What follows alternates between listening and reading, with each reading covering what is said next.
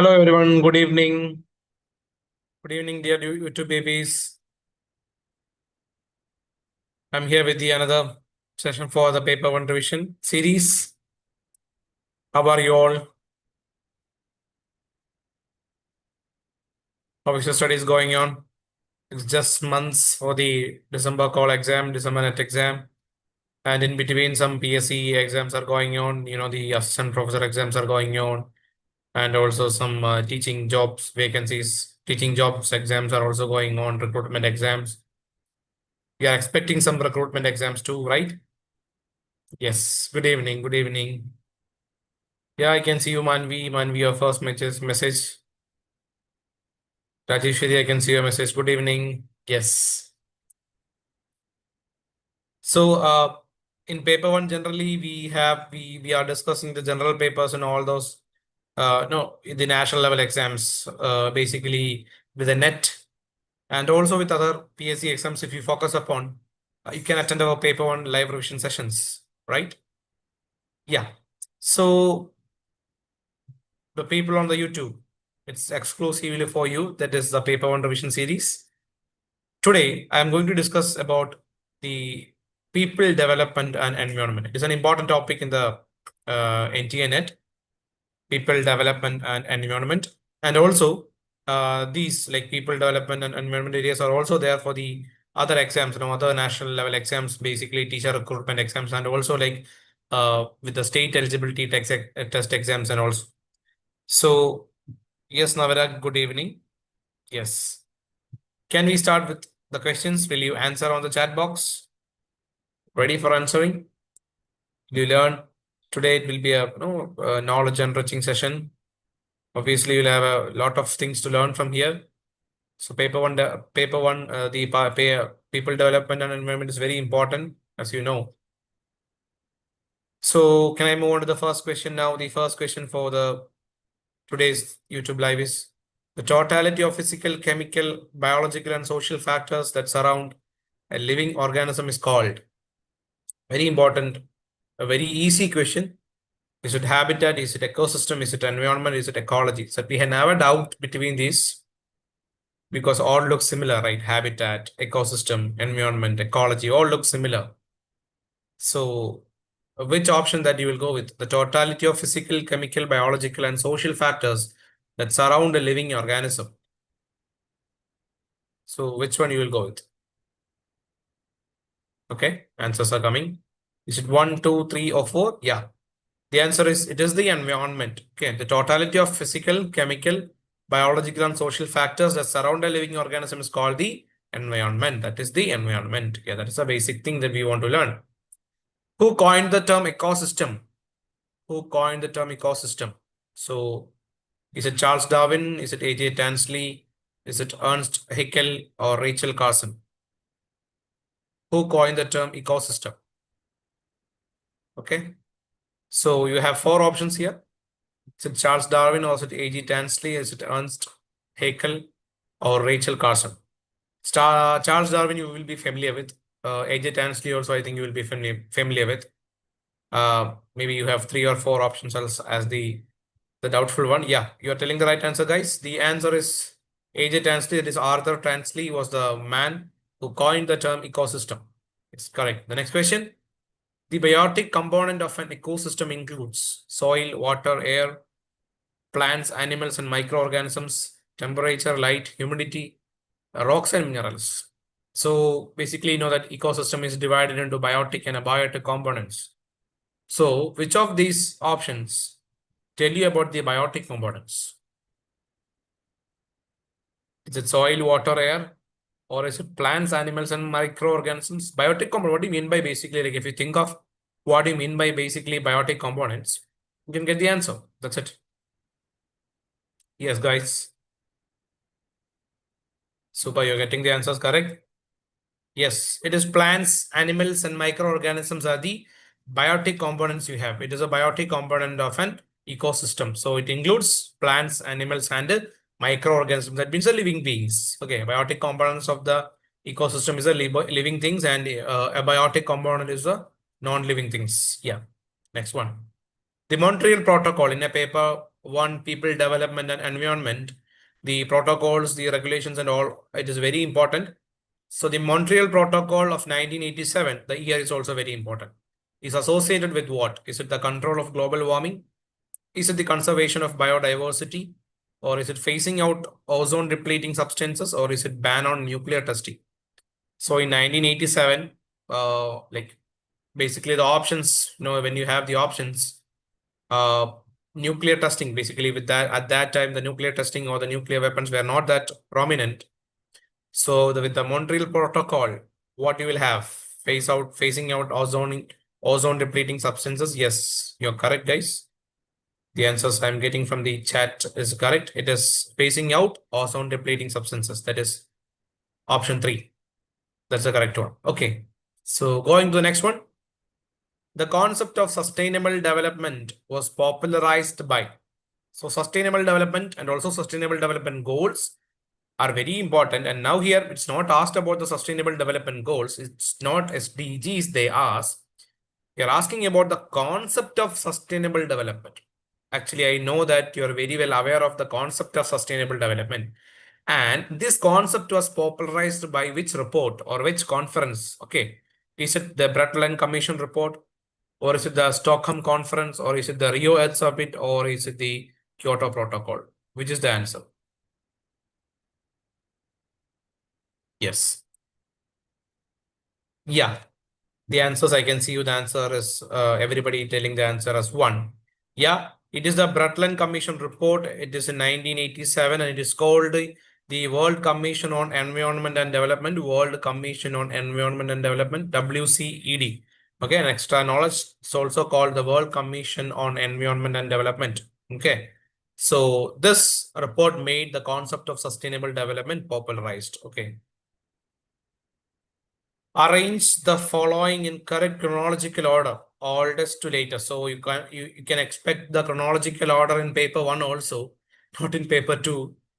Like from the oldest to latest you can have. So basically I told you the years of the agreements or protocols or the submits should be clear. You should learn that. That's very important. So guys, so here we want to arrange the agreements or the protocols in the chronological order. That means first what happened? Just we discussed of Montreal Protocol. So what do you think of the Kyoto Rio Summit and all? Yes, obviously you can think that the Paris Agreement was the latest. Okay. Yes, you think of the option is A. Think of the option is A, everyone. Very good. Okay. The answer is A. It is given by the YouTube babies. Very good. It is A. That is the first one will be Montreal Protocol. That is on 1987. Montreal Protocol is on 1987. Then comes the Rio Summit. It is in 1992. Rio Summit in 1992. Kyoto Protocol in 1997, and it was accepted. It was came into action in 2005 only, but Kyoto Protocol in 1997, and then Paris Agreement in 2015. Paris Agreement, that is the latest, not the latest actually, but the Paris Agreement is gaining prominence by its agreement on the climate change. So Paris Agreement is on 2015. That was the latest one. Okay. And Paris Agreement, from that we have Conference of Parties. It is named as Conference of Parties. Every year the countries meet and then they give some ideas for the environment development and all for the climate change, all those things. So Paris Agreement, it is called COP21, and it is in 2015. Okay, so Paris Agreement. Going to the next one. Agenda 21, a comprehensive plan for sustainable development was adopted at Rio Paris Climate Summit in 2015. Yes, it Rio Earth Summit in 1992, Kyoto in 1997, Johannesburg Summit in 2002. Yes, from these options you can learn the years also. I have given the years. If this question was asked a question before, you should have answered the previous question, right? No worries. So Agenda 21, a comprehensive plan for sustainable development, was adopted at which summit or which protocol? Is it Paris? Is it Rio? Is it Kyoto? Or is it Johannesburg Summit? Yeah, the answer is Rio Earth Summit on 1992. I told you the Rio Earth Summit. It was happened in Rio de Janeiro in Brazil. That's what it is called as Rio Earth Summit. Okay, that is in 1992. That was in 1992. Paris Climate Summit, that is Paris Agreement, was in 2015. Kyoto Protocol in 1997, but it came to action. That means the decisions taken in the Kyoto Protocol was taken into action on 2005. Johannesburg Summit in 2002. Yes, the next one, the time frame for achieving SDGs. That means there is an achieving year for SDGs, that is Sustainable Development Goals. And before that, a question to you. How many Sustainable Development Goals are there, guys? How many Sustainable Development Goals are there? There are 17 Sustainable Development Goals. Yes, that's very important goals that you want to learn. And sometimes they can ask questions from the goals, directly from the goals, maybe like which is not the goal or which are the goals of SDGs, something like that. Yes. The time frame for achieving SDGs, it is 2030. It is just near. It is 2030. It is a time frame for achieving SDGs. That's correct. Yeah, 8 millennial goals are there. Yeah, correct. Which of the following is not an SDG? I told you just now, they can focus on the SDGs and then ask which is not the following, or which is not an SDG, or which is an SDG and all. They can ask. Yeah, the Sustainable Development Goals was from 2015 to 2030. That was it. Before that, there was Millennium Development Goals. Which of the following is not an SDG? Which of the following is not an Sustainable Development Goal? Okay, it's a zero hunger. Is it climate action? Is it affordable and clean energy? Is it space colonization? Very easy things, because zero hunger is there in the Sustainable Development Goals. Climate action obviously is there in the Sustainable Development Goal. Affordable and clean energy is also there, and space colonization is not there in the Sustainable Development Goals. By reading the option itself, you can get. The Paris Agreement aims to limit global warming too. So the agreement with the climate, or the Paris Agreement, was a agreement or a protocol or a conference with the climate change and all. And countries have accepted or signed in a treaty to keep the temperature level and all. Okay, oh, so what is that? Is it 3 degrees Celsius above pre-industrial levels? 2 degrees Celsius above pre-industrial levels? 1.5 degrees Celsius above pre-industrial levels? 0 degrees rise? Yes. Is it 3 that you're seeing? Paris Agreement. There is an option with, it is like 1.5 degrees Celsius what? That's how they have linked the option with the pre-industrial levels also. Pre-industrial levels. Okay, that's what. It's just the global warming should not be increased, but the level is 2 degrees Celsius above pre-industrial level. That is, it is limit to global warming. Okay, it aims to limit the global warming 2 degrees Celsius above pre-industrial levels. That is the thing. Okay. Not the third option, 1.5 degrees. So I think you have a doubt with 1.5 degree, where they are they are limiting it by the variation of 1.5 degrees or the difference. But when they are linking between the pre-industrial levels, it is 2 degrees Celsius above the pre-industrial levels. The Intergovernmental Panel on Climate Change was established in IPCC. The Intergovernmental Panel on Climate Change, is it in 1972, 1988, 1992, or 2000? The Intergovernmental Panel on Climate Change was established in which of the options? 1972, 1988, 1992, and 2000. Which of the year you will go with? Very easy answer, very easy question, like the climate change panel. IPCC is very important. You should learn more about IPCC. You can ask questions, in-depth questions directly from IPCC, okay?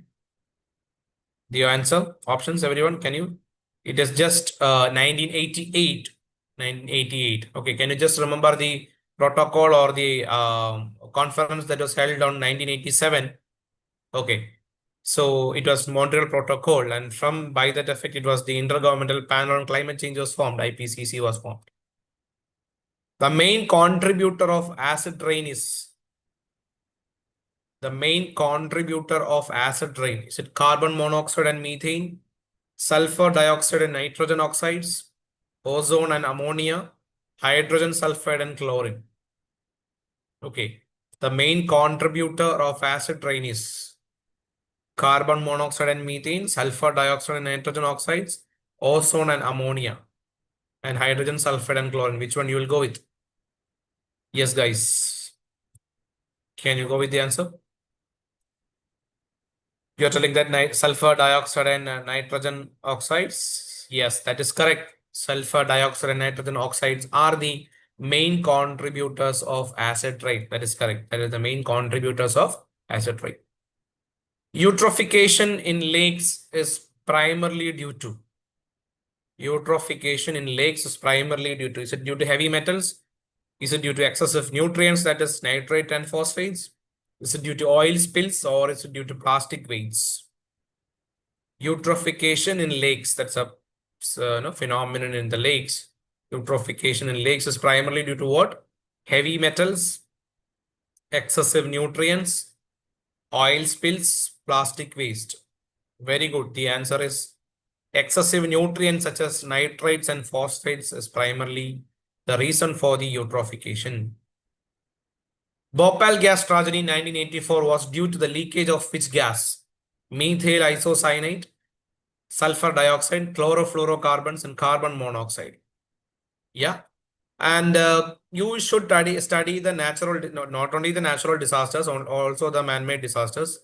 In people development and environment, they have implemented a new topic called disaster management. So if you check the PYQs, there was a question where the question was we were asked to find the chronological order of the disasters happened in India. So Bhopal gas tragedy was there. So the years you should study of the disasters too. That's very important. So Bhopal gas tragedy is in 1984. So what was the happen? So what was the reason of that?